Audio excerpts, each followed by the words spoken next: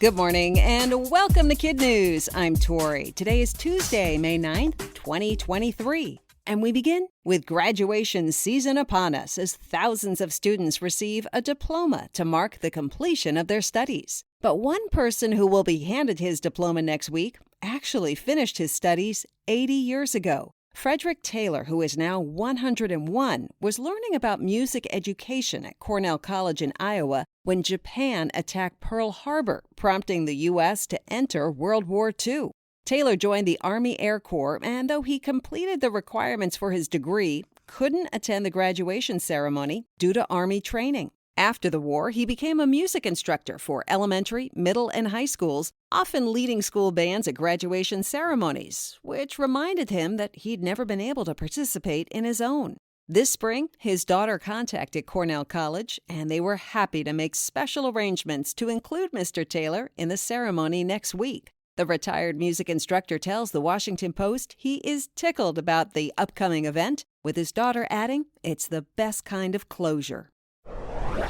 Tech boss Mark Zuckerberg has a new title, Brazilian Jiu-Jitsu Champion. The founder of Facebook apparently became interested in mixed martial arts during the COVID pandemic, and he announced on his Facebook page 2 days ago that he won some medals in his first ever tournament. He also gave a shout-out of thanks to his trainers. A website for the sport called Jits Magazine reported the 38-year-old snagged gold and silver medals in the White Belt Master 2 lightweight division. It wasn't clear exactly, though, when or where the tournament took place.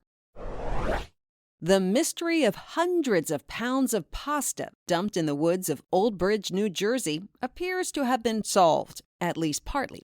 Photos of the mounds of uncooked spaghetti, macaroni, and noodles, softened by rain, were shared millions of times on social media last week, and local residents were stumped as to how it got there. But it turns out that one person, who has not been publicly identified, collected the pasta over the course of the COVID pandemic and just wanted to get rid of it. Local authorities say the better option would have been to donate it to a food bank. Public Works employees spent about 2 hours scooping up the oodles of noodles, so the woods are now pasta-free.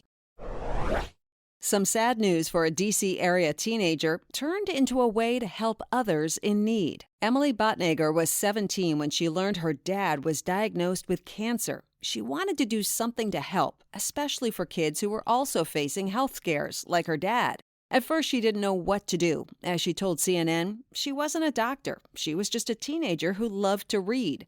So she decided to start a drive to collect books and donate them to kids in the hospital. She called her project For Love and Buttercup, after a favorite flower. And in the last 2 years, the effort has really taken off. She's gathered more than 15,000 books and given them to D.C. area hospitals, often with a personal note inside with words of encouragement. Emily's father is certainly very proud of his daughter and says the success of her project is helping him feel a little bit stronger every day. A former soldier has successfully reached the summit of the 3 highest mountains in England, Scotland, and Wales in one day, all with a refrigerator strapped to his back. Michael Copeland completed the challenge to raise money for the mental health charity called Mind, and he said the fridge represents the burden that mental health can have on us all, telling the Good News Network that he's a massive overthinker. "I always think I'm not good enough." The daredevil proved he was more than good enough to overcome grueling weather conditions, including heavy rain, snow, and 40-mile-an-hour winds. He even needed to run down the last summit to finish just minutes before his self-imposed 24-hour deadline.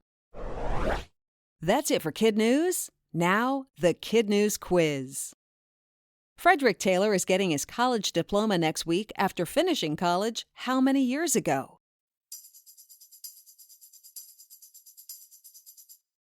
80. A teenager in the D.C. area collected what to help kids facing health issues?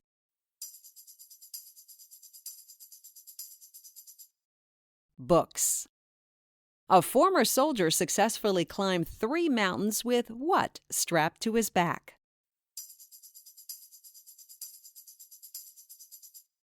A refrigerator. Who just got gold and silver medals in his first Brazilian Jiu-Jitsu tournament?